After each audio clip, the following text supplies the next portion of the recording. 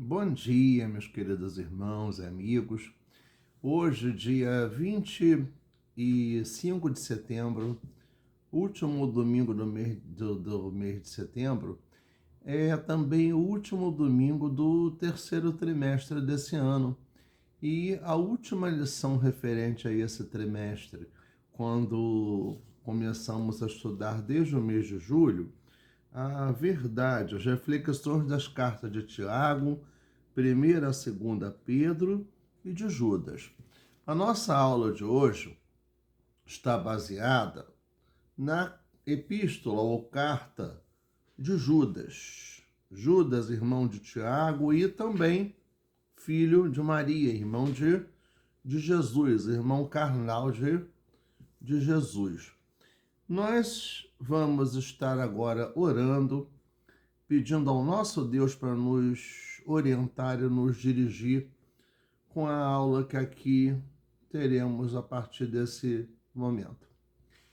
Senhor nosso Deus, nosso Pai, nós nos colocamos nas tuas mãos, queremos te agradecer pela tua bênção, pela tua misericórdia, pelo teu cuidado para conosco, Senhor. E agora, nesse momento, meu Deus, quero te pedir, Senhor, que tu dirijas aquilo que estarei aqui fazendo, a condução desse estudo. Que, ó Deus, possamos aprender de ti, que o teu Espírito Santo venha falar a cada um de nós, ó Deus, venha nos orientar, nos ensinar. Usa, meu Pai, como teu instrumento, Senhor, nesse momento, nesse estudo, e abençoa-nos, ó Pai, de forma grandiosa, meu Deus, em nome de Jesus. Amém. O desafio, não, desculpe, a defesa da verdade.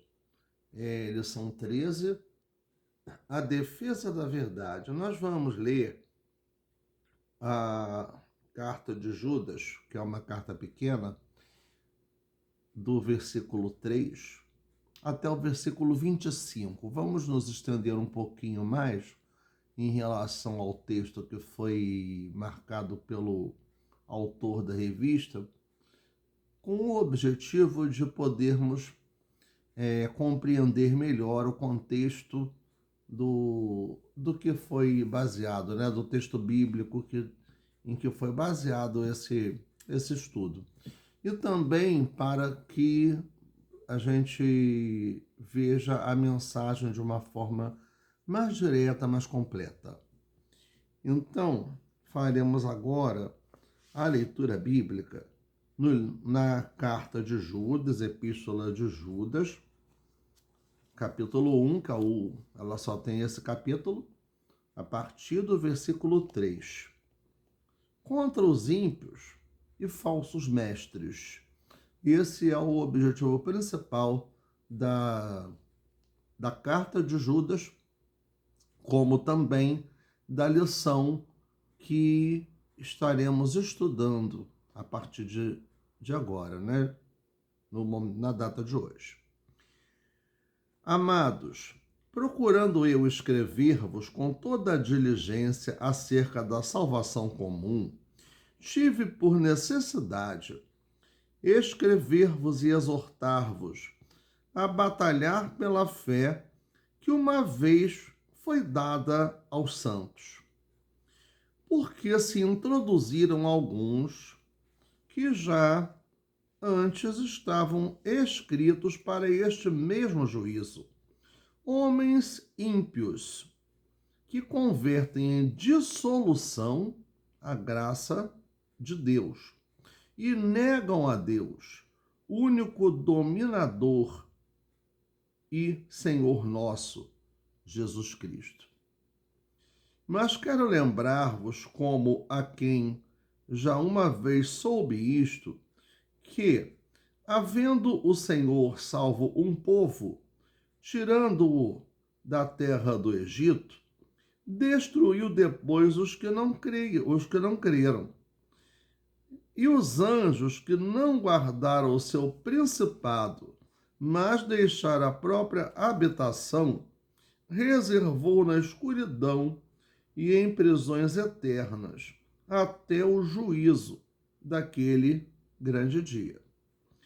Assim como Sodoma e Gomorra, as cidades circunvizinhas, que haviam se corrompido como aqueles e ido após outra carne, foram postas, por exemplo, sofrendo a pena do fogo eterno, a maledicência, a concupiscência da carne, o grande pecado de Sodoma e Gomorra.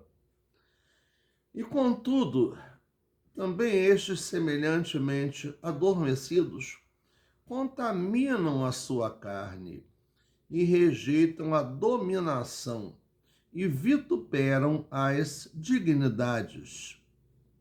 Mas o arcanjo Miguel, quando contendia com o diabo e disputava a respeito do corpo de Moisés, não ousou pronunciar juízo de maldição contra ele, mas disse: o Senhor te repreenda. O arcanjo Miguel é Jesus. Estes, porém, dizem mal do que não sabem, e naquilo que naturalmente conhecem como animais irracionais se corrompem. Ai deles, porque entraram pelo caminho de Caim e foram levados pelo engano do prêmio de Balaão e pereceram na contradição de Corá. Estes são manchas em vossas festas de amor, banqueteando-se convosco e apacentando-se a si mesmos sem temor. São nuvens sem água, levadas pelos ventos de uma para outra parte. São como árvores murchas, infrutíferas, duas vezes mortas, desarraigadas. Ondas impetuosas do mar que escumam as suas mesmas abominações. Estrelas errantes, para os quais está eternamente reservada a negrura das trevas. E destes profetizou também Enoque, o sétimo depois de Adão, dizendo: eis que é vindo o Senhor com milhares de seus santos, para fazer juízo contra todos e condenar dentre eles todos os ímpios, por todas as suas obras de impiedade que impiamente cometeram e por todas as duras palavras que ímpios pecadores disseram contra ele. Estes são murmuradores, queixosos de sua sorte, andando segundo as suas concupiscências, segundo os seus pecados, e cuja boca diz coisas muito arrogantes, admirando as pessoas por causa do interesse. Interesse de quem? Deles próprios, né? Não de Deus. Mas vós, amados, lembrai-vos das palavras que vos foram preditas pelos apóstolos do nosso Senhor Jesus Cristo, os quais vos diziam que no último tempo haveria escarnecedores que andariam segundo as suas ímpias concupiscências. Estes são os que causam divisões sensuais que não têm o Espírito. Então aí é a parte que foi um pouco além do 16, que é o do 17 a 20, que complementa essa ideia. E a parte de 17 a 19, desculpe. A partir do versículo 20 até o 25, começa a falar como deve ser o nosso procedimento em relação a tais situações.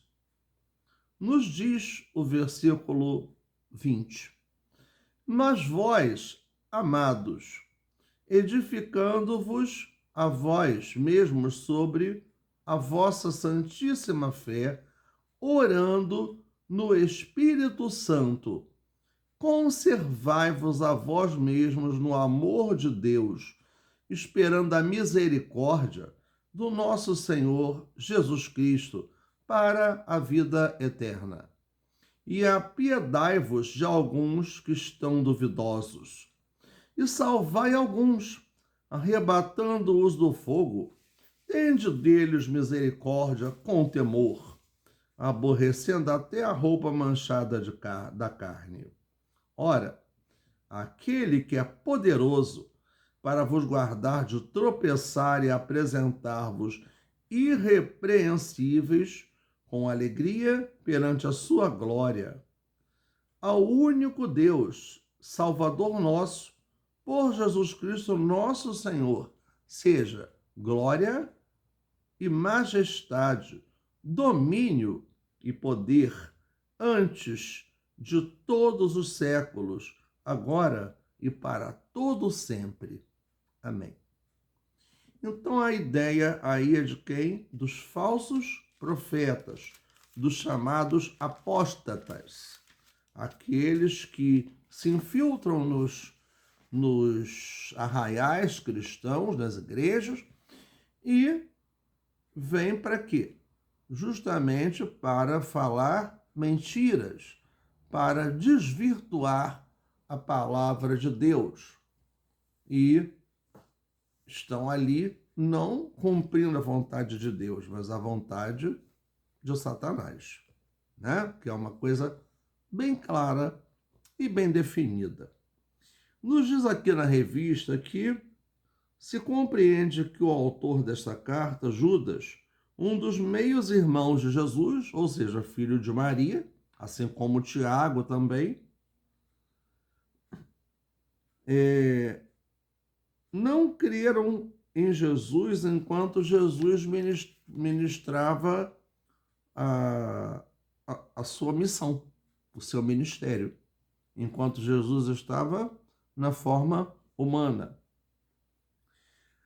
Não se sabe a circunstância nem época em que ocorreu a mudança na vida desse irmão de Jesus, no caso de Judas. Esse Judas não é o Judas que traiu Jesus, o Iscariotes.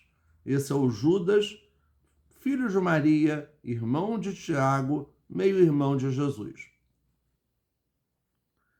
Mas o certo é que eles, posteriormente, compreenderam a mensagem que Jesus veio trazer e a ele se rendeu. Essa carta nos adverte quanto ao surgimento dos apóstatas, aqueles que negam e abandonam a fé.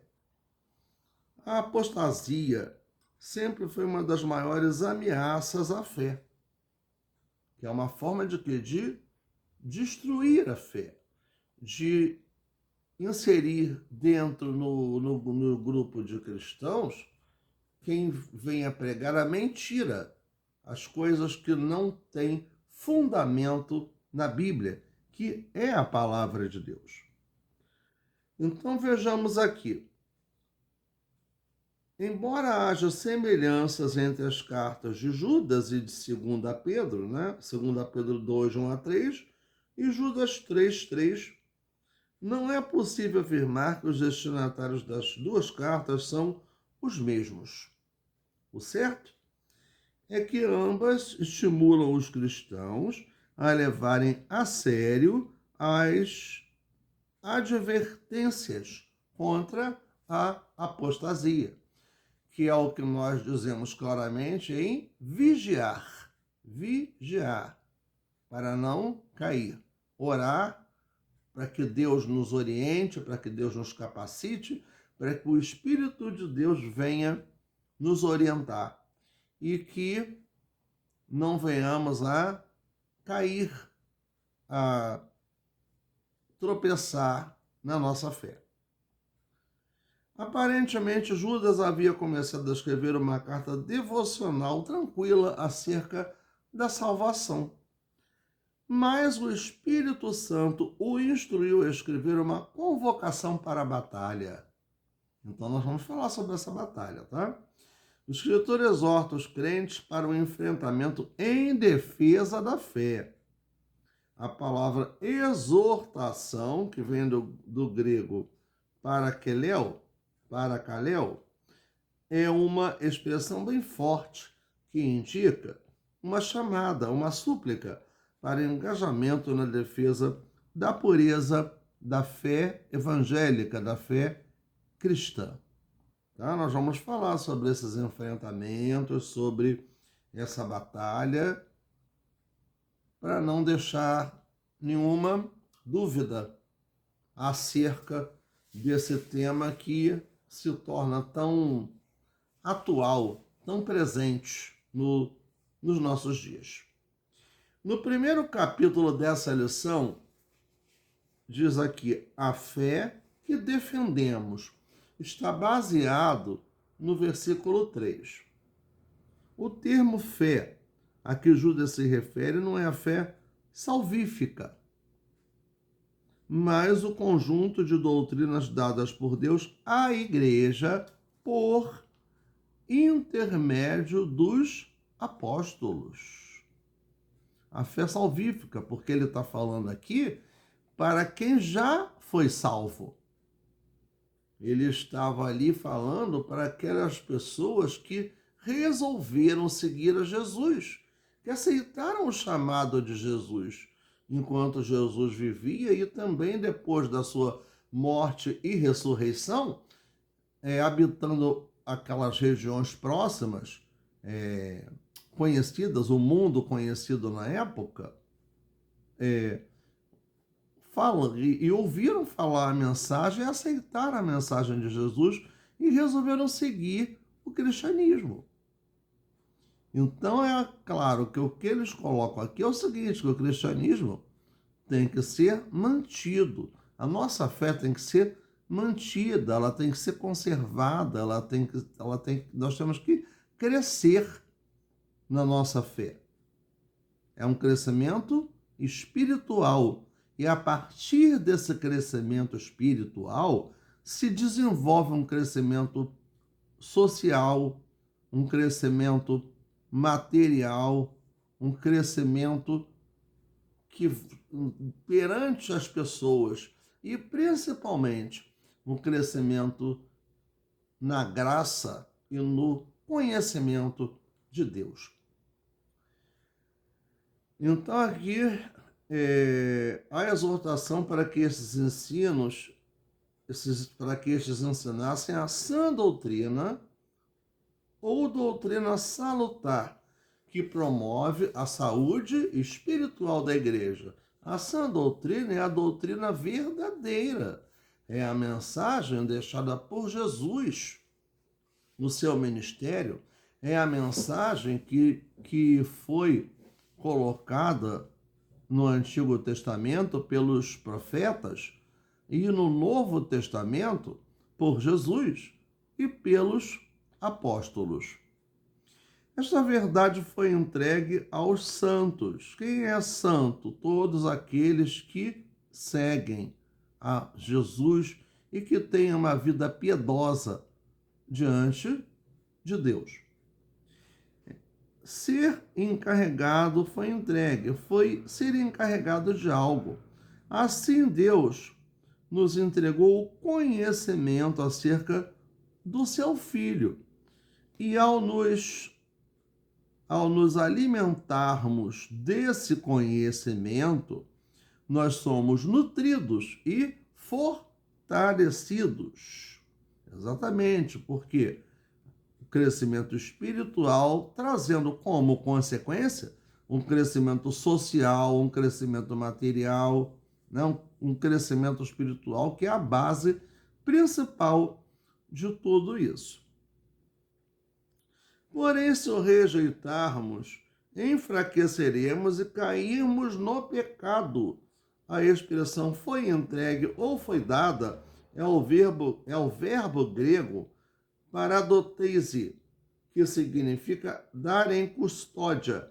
Custódia, quando alguém recebe algo para guardar e é responsável por essa guarda, tá? Ou seja, vai estar se responsabilizando, vai tomar a frente de guardar alguma coisa. E o que Deus pôs para pôr em custódia sob a nossa responsabilidade? A sua palavra, o conhecimento dele, que vai direcionar a nossa vida em todos os sentidos. Desse modo, podemos sustentar que Judas com certeza concorda com João, quando João disse: todo aquele que não permanece no ensino de Cristo, mas vai além dele, não tem Deus. Quem permanece no ensino tem o Pai, e o Pai também o Filho. Se alguém chega a vocês e não trouxer este ensino, não o recebam em casa, nem o saúdem, porque está alertando para os falsos profetas.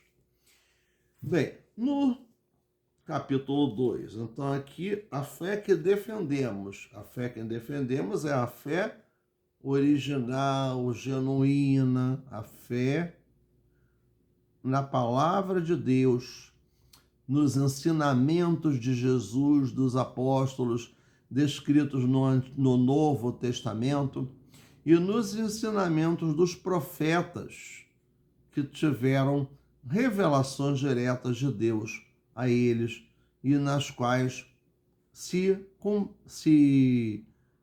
definiram as coisas lá no Antigo Testamento. Algumas que foram modificadas com o ministério de Jesus, com a sua vida, sua morte, e o seu ressuscitar, assim como outras foram mantidas.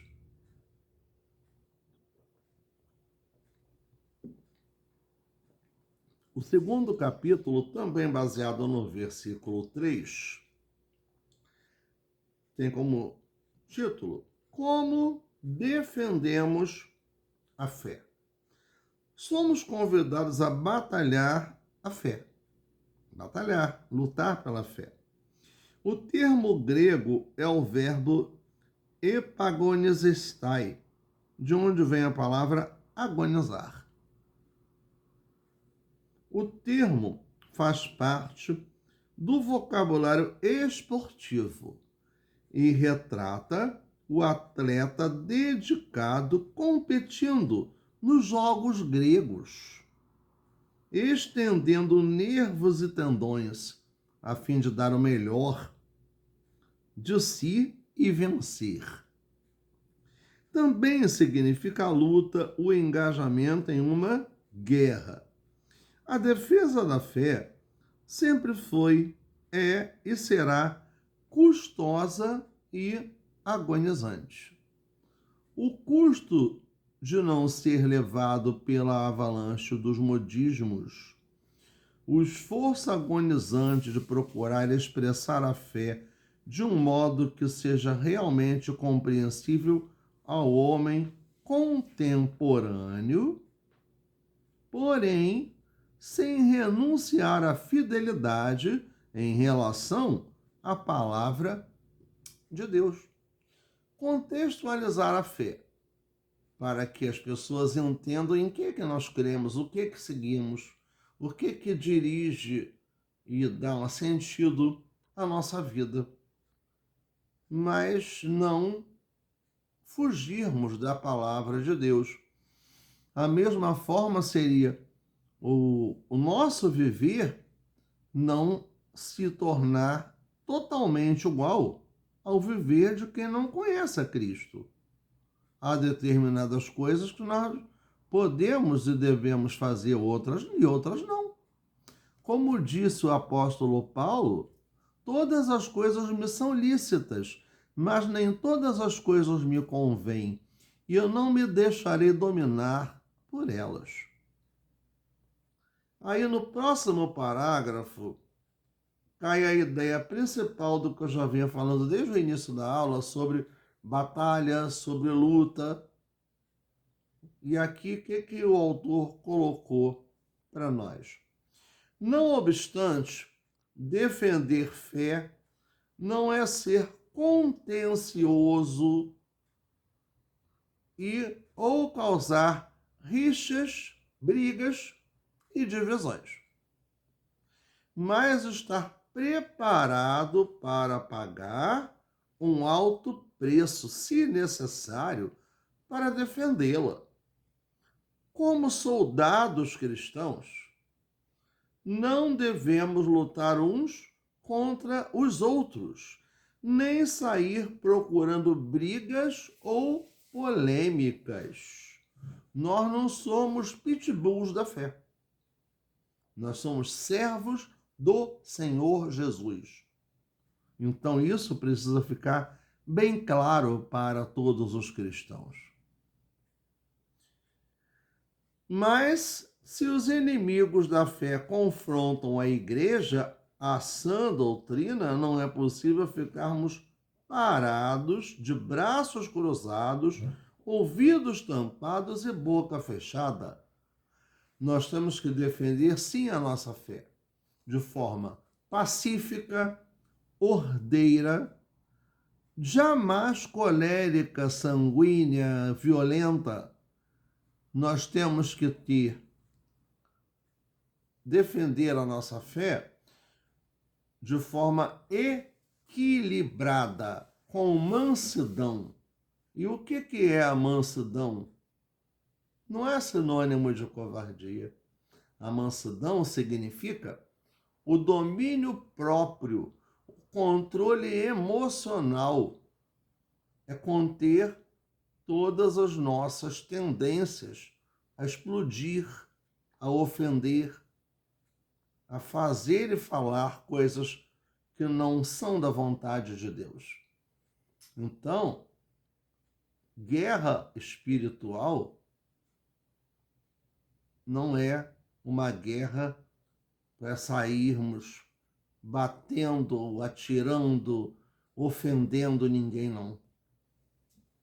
É uma guerra que nós estamos lutando no nosso dia a dia, não é contra a carne e contra o sangue em si diretamente, mas contra as potestades, as forças espirituais malignas que usam pessoas para fazer essas coisas erradas e que têm o objetivo claro de manchar a imagem do Evangelho de Cristo, manchar a imagem dos cristãos. Então, nosso Deus é um Deus de amor, não é um Deus de guerra, de ofensas. Aí alguns diriam, mas no Antigo Testamento foram travadas várias guerras. Sim, foram guerras que couberam naquele momento pela situação de conquista de terras. Hoje, a nossa guerra é muito mais espiritual. E nós temos que ter postura, nós temos que ter sabedoria, nós temos que buscar no Espírito Santo de Deus todo o direcionamento da nossa vida. Não dá para a gente cair naquela ideia de sermos promotores da violência. Nós não somos promotores da violência, nós temos que ser promotores do amor, do perdão, da misericórdia, porque a mensagem de Jesus não foi uma mensagem de violência, de guerra física, nem de estar fazendo coisas que não agradam a Deus. É uma coisa muito presente na nossa sociedade que nós que nos intitulamos cristãos, temos que orar e vigiar para não darmos um mau testemunho. Contra quem defendemos a fé? Capítulo 3, versículos 8 a 16. Então vamos lá. Judas escreve palavras de advertência, descrevendo os falsos mestres e o que fariam com a igreja. Os apóstatas não é a mesma coisa que apóstolo. Apóstolos são os seguidores de Jesus. Apóstatas são os praticantes da apostasia. São aqueles que negam a verdade da palavra de Deus, que tentam levar o povo cristão ao engano, a se desviar da sã doutrina, da doutrina dos ensinamentos de Jesus. Então, os apóstatas, tá? No caso aí, os que estão atacando a igreja de forma a desvirtuar a palavra. Os falsos mestres. O que eles fariam com a igreja? Eles são descritos por suas atitudes e por diversas metáforas, palavras que podem nos enganar. Metáforas é uma forma sutil de se falar as coisas e pode amenizar o sentido, né? Os efeitos que vão trazer, mas também podem ser usadas para promover as mentiras. Então temos que ter o cuidado com as metáforas. Então aqui o autor da revista sugere que compararmos Judas 8,16 com 2 Pedro 2. Então nós vamos conhecer um pouco do caráter dos apóstatas, que é o que está descrito nesses versículos aí, a partir do versículo 8. O caráter dos apóstatas. O que eles fazem? Qual a característica deles? As características deles. A primeira delas, rejeitam a autoridade divina, no verso 8. Há um termo grego, enipiniazomenoi, sonhadores, que pode ser traduzida por falsos mestres, sonhando, afirmando ter autoridade com base em sonhos. Fala metaforicamente de uma esperança, de um desejo, que se opõe ao reino de Deus. Então, um sonho, um desejo que se opõe ao reino de Deus, jamais isso pode ser uma revelação de Deus, do Espírito Santo de Deus. Vamos também ter um pouquinho de maturidade para entender o que é e o que não é proveniente de Deus. Pedro apresenta tais pessoas como brutos e irracionais em 2 Pedro 2, 12 e 22. Quando os homens se rebelam contra Deus, descem ao mesmo nível dos animais. Ou seja, estão se tornando irracionais, porque estão negando a capacidade que foi dada somente ao ser humano, que é de raciocinar, de ter um conhecimento, uma intimidade com o seu Criador, ou seja, com Deus. Segunda característica são blasfemos, de 8b até 11, Então, quem é um blasfemo?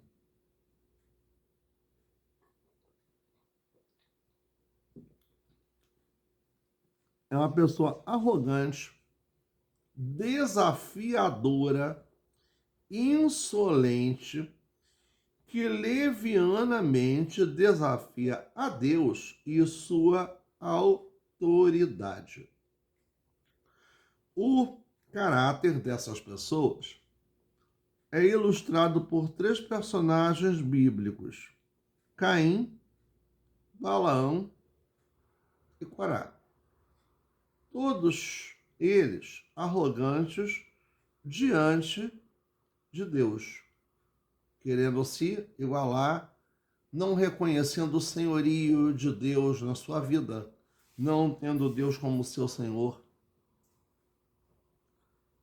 A forma correta de enfrentar os apóstatas blasfemos é demonstrada nas palavras de Miguel, ou seja, quem é o arcanjo Miguel é Jesus Cristo, para pôr fim ao embate contra Satanás pelo corpo de Moisés. O Senhor te repreenda.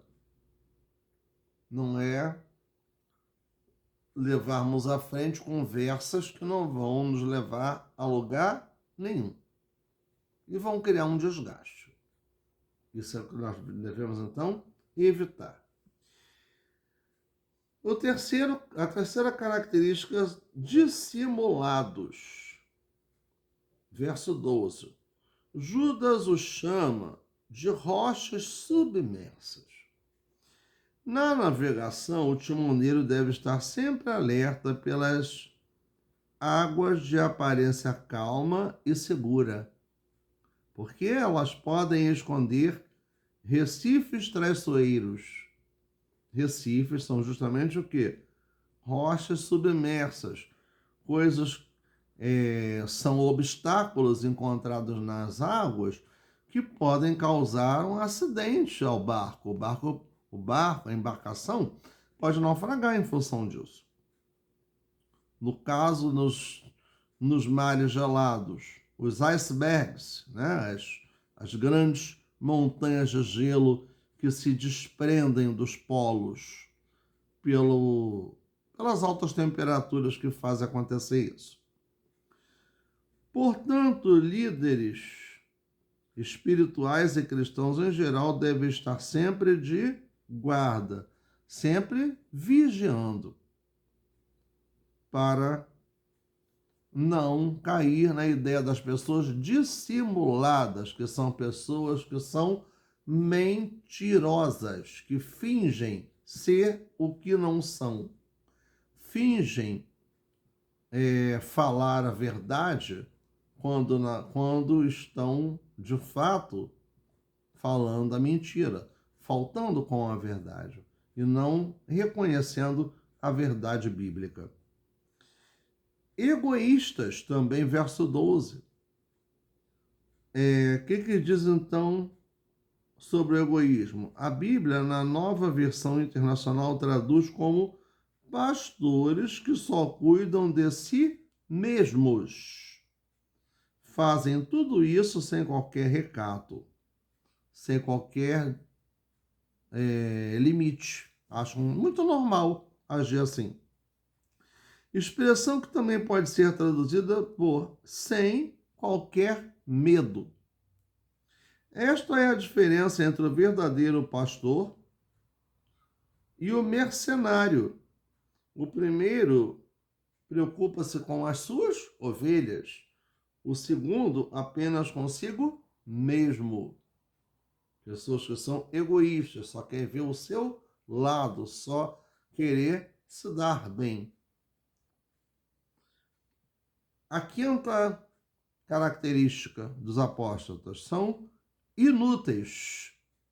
Verso 12, inúteis. Não é? Inúteis. O que a gente vê aqui? O que diz aqui? Nuvens que prometem chuvas, mas não a derramam.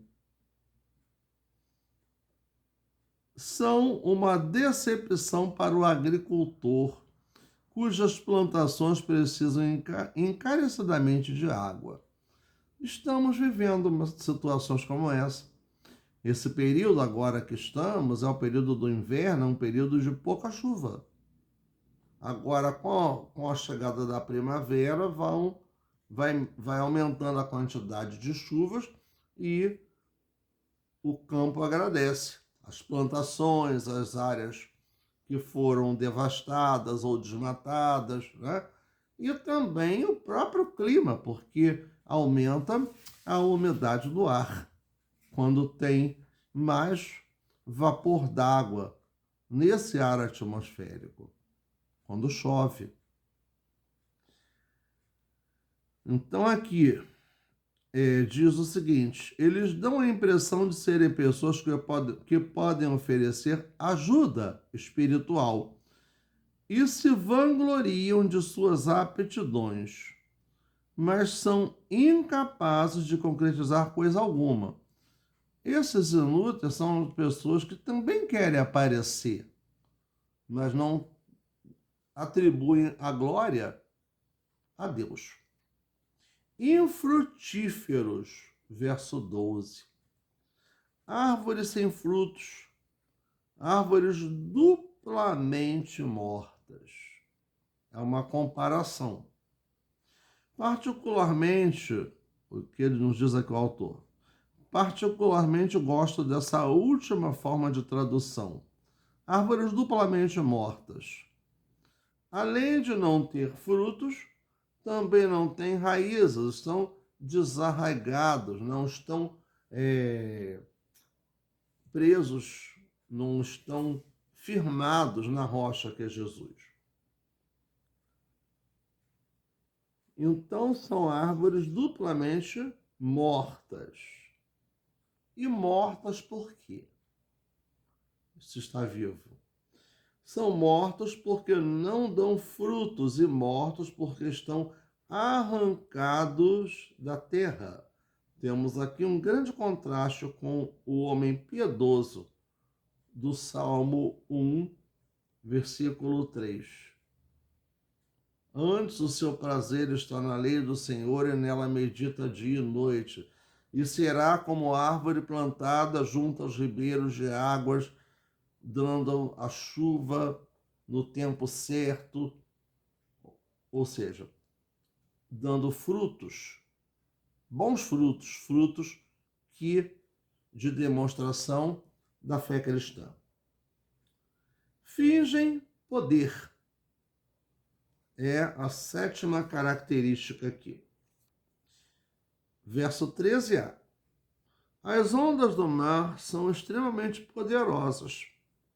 Judas, porém, compara os apóstatas a ondas bravias, que fazem barulho ao baterem nas pedras. Espumam, mas logo voltam mansas para o mar. Além disso, deixam sujeira quando a maré abaixa. Traz as impurezas. É possível que Judas tivesse em mente Isaías 57:20, que diz o seguinte: mas os perversos são como o mar agitado, que não se pode aquietar, cujas águas lançam de si lama e lodo. As palavras de grande arrogância dos apóstatas só produzem espuma e refúgio, enquanto os verdadeiros mestres da palavra trazem tesouros de dentro dela. Quando a palavra vem do apóstata e quando a palavra vem de alguém que foi ungido de Deus, as consequências são totalmente diferentes. Porque o Espírito Santo flui aquela palavra, está junto com a pessoa, faz com que os frutos sejam visíveis. E quando não vem, não dura muito.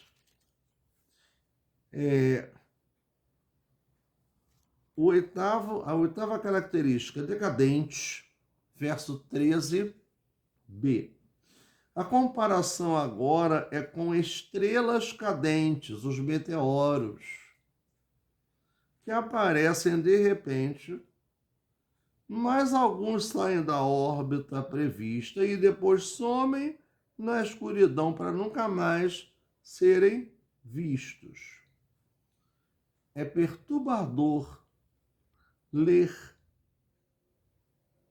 e muito triste ler ou ouvir histórias daqueles que um dia se destacaram como líderes e hoje estão na escuridão. Caíram no esquecimento.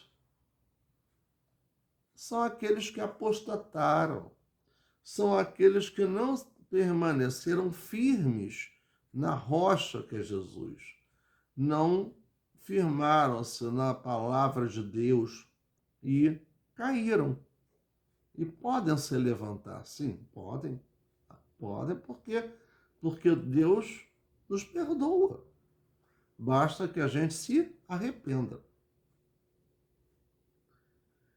E desses alguns caíram por causa do orgulho de enxergarem a si mesmos como estrelas. Eu sou tal, eu sou melhor, eu sou grande. Nós somos servos. Não vamos esquecer de que nós somos servos.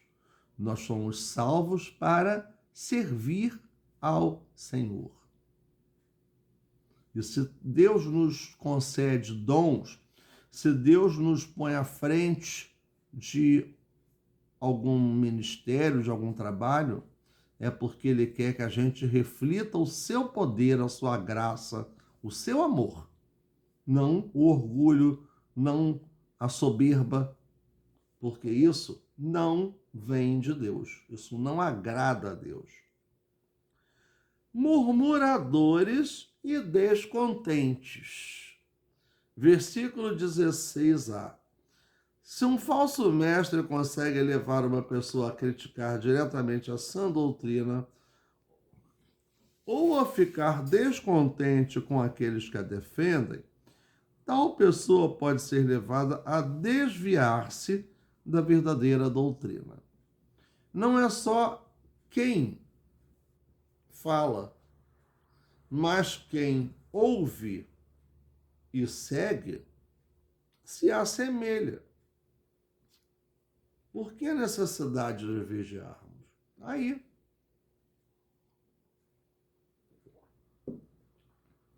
Por que devemos meditar na palavra de Deus? Por que devemos orar, ter uma comunhão com Deus?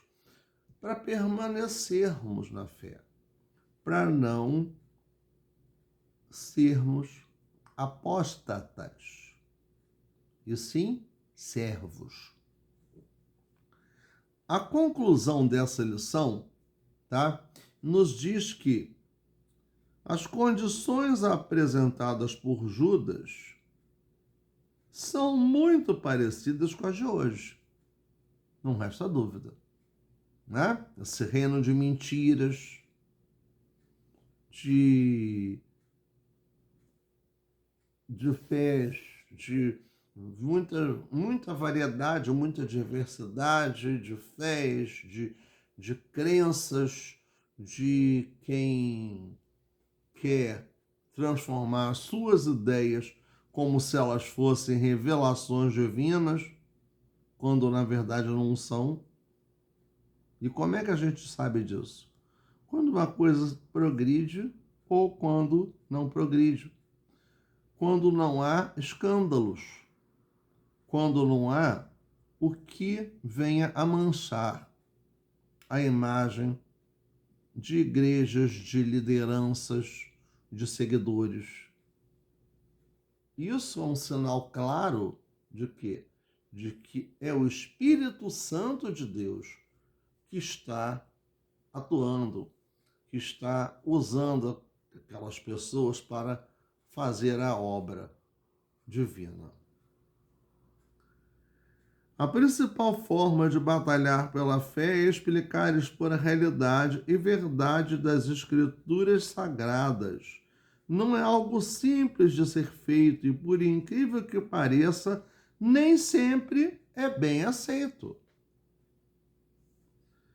Precisamos exortar a fidelidade ao Evangelho, a seguir a Bíblia, os ensinamentos bíblicos. Somos, de fato, chamados por Judas a defender este Evangelho, a nossa fé, dentro e fora das nossas igrejas. Porém, isso exige conhecer as Escrituras, como diz lá em 1 Pedro 3, versículo 15. Não podemos dar brechas para o inimigo. Estamos na batalha pela fé e para alcançarmos a vitória nessa luta, não podemos nos afastar da palavra de Deus, nem descuidarmos da nossa saúde espiritual. Saúde espiritual, oração, meditação, prática da vontade de Deus. Isso é a saúde espiritual. Para pensar e agir. São aqueles itens que aparecem para a gente refletir, fazer uma autoanálise, né? Analisar a nossa vida. O que a gente está fazendo? O que precisa melhorar? O que precisa aprimorar? Né? Não venha dizer, eu não tenho defeito, eu não tenho pecado, eu sou perfeito, eu sou lindo, eu sou maravilhoso. Isso não é verdade.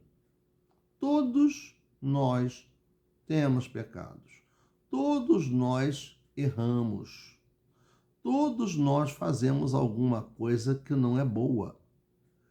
Mas que nós temos que reconhecer o nosso erro, confessar a Deus a nossa falta e não repeti-la. Primeira delas aqui, para pensar e agir. Você tem consciência de que está numa luta renhida contra as falsas doutrinas que afastam o crente do centro da revelação de Deus? Você está preparado para esta batalha pela leitura e entendimento da palavra de Deus? Terceiro, você está preparado e disposto ou disposta a pagar o preço, agonizar-se, se for preciso, para defender a fé? Quarta, você compreende que a melhor forma de afastar os falsos ensinos é ensinar e viver os verdadeiros ensinos da revelação de Deus?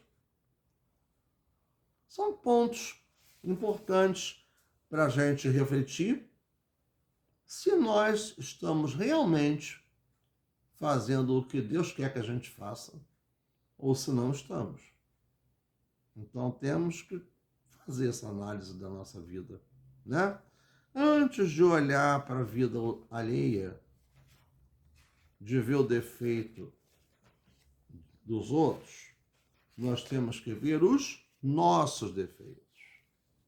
Saber que nós não somos a última cereja do bolo, a última azeitona da empada, que nós somos pecadores, nós somos falíveis, mas temos que lembrar que se confessarmos os nossos pecados, Deus é fiel e justo para perdoar os nossos pecados e nos purificar de toda a injustiça. Nós temos que ter isso em mente. Primeira Epístola de João 1:9. Confissão, arrependimento, abandono do pecado, vida digna, vida que vale a pena, vida segundo a vontade de Deus. Eu separei 2 hinos aqui, e aqui um deles nos diz: que alicerce tendes para construir, uma casa firme para resistir. grande tempestade que é de chegar, e a instável casa a de derrubar. O coro dele é o seguinte: nossa morada na rocha está, firme e segura ela ficará. Quando o temporal contra ela der, há de resistir todo o seu poder. Os cristãos, porém, que deveras creem, pelas obras mostram a fé que têm. Sua fé firmada no Salvador, na maior procela, eles sem temor. Na maior procela, na maior tempestade, na luta, na dificuldade, enfrenta sem temor, porque Deus nos torna mais que vencedores. Não é para a gente ficar querendo se exaltar, querendo se achar melhor do que os outros, não. É para nós crermos no Deus a quem nós servimos. Somos mais do que vencedores nas nossas lutas, não é no nosso ego. Não é para querer dizer que é melhor, que está acima dos outros, que não estamos, não. A humildade é necessária. O outro hino nos diz assim: vivo feliz, pois sou de Jesus, e já desfruto o gozo da luz. Sou por Jesus, herdeiro de Deus, ele me leva à glória dos céus. Canta minha alma, canta ao Senhor, rende-lhe sempre ardente louvor. Canta minha alma, canta ao Senhor, rende-lhe sempre ardente louvor.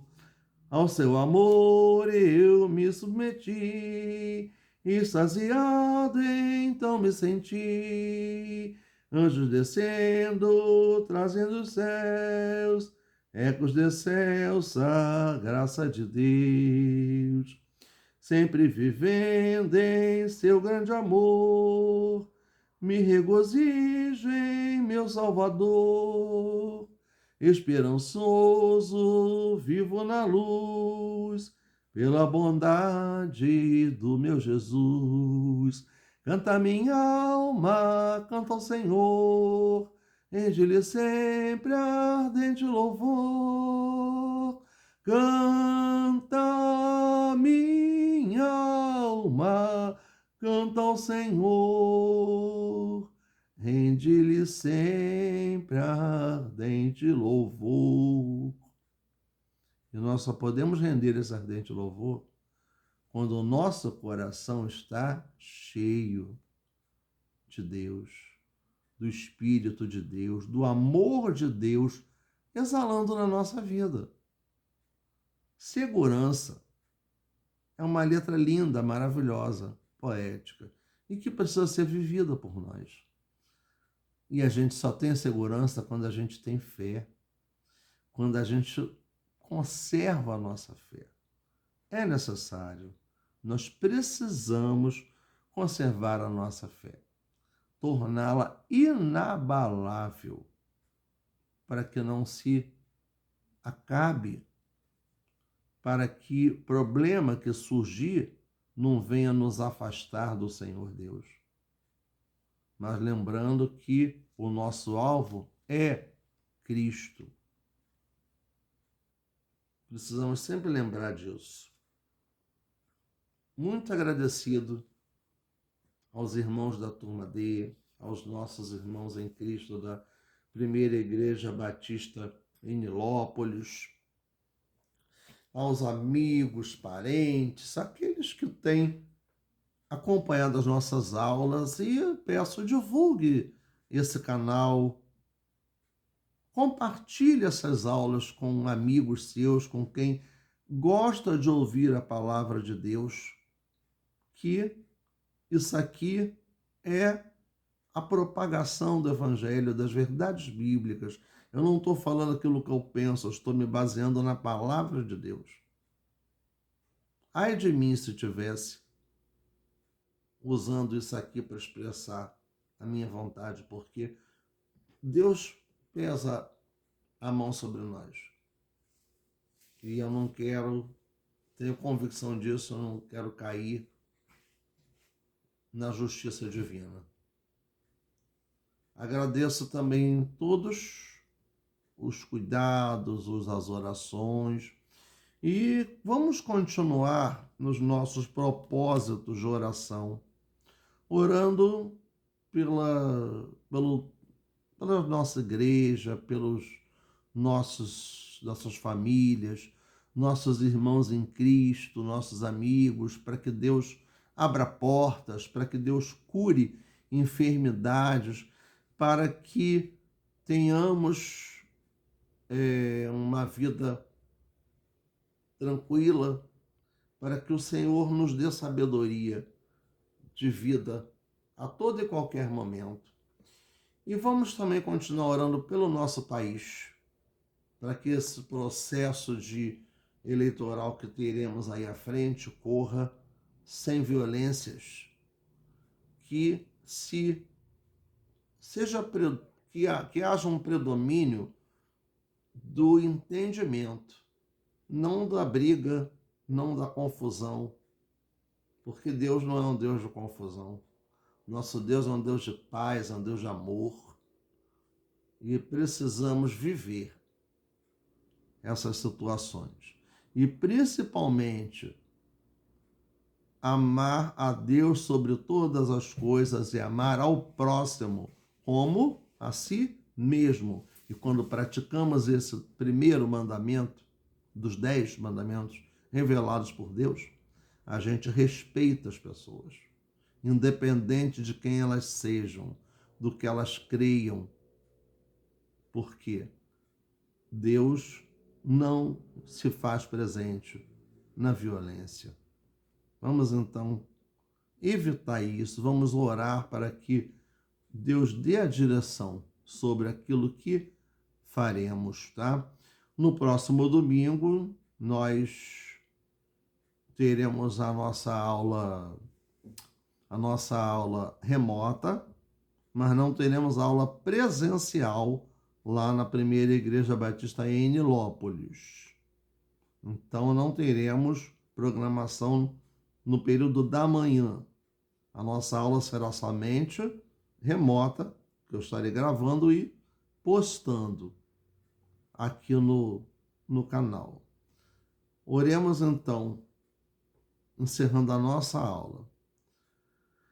Pai querido, muito obrigado pela tua misericórdia, pelo teu amor e pelo teu poder. Pai querido, nós queremos louvar o teu nome, porque tu pudeste usar a minha boca, o meu intelecto, para poder falar de ti. Ó Pai, perdoa os nossos pecados, para que possamos sempre estar te servindo, Senhor, fazendo a tua vontade, sendo luz no mundo, sendo sal da terra, onde quer que estivermos. Pai querido, colocamos nas tuas mãos, Senhor, todos os que estão precisando de uma oportunidade, Senhor, de emprego. Senhor, abre as portas.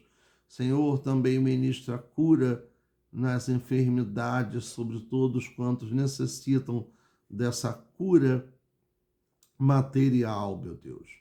Pai querido, tem misericórdia do nosso país. Seja, ó Pai, com todo esse processo eleitoral, com a sociedade brasileira, tem misericórdia do povo brasileiro, Senhor Deus.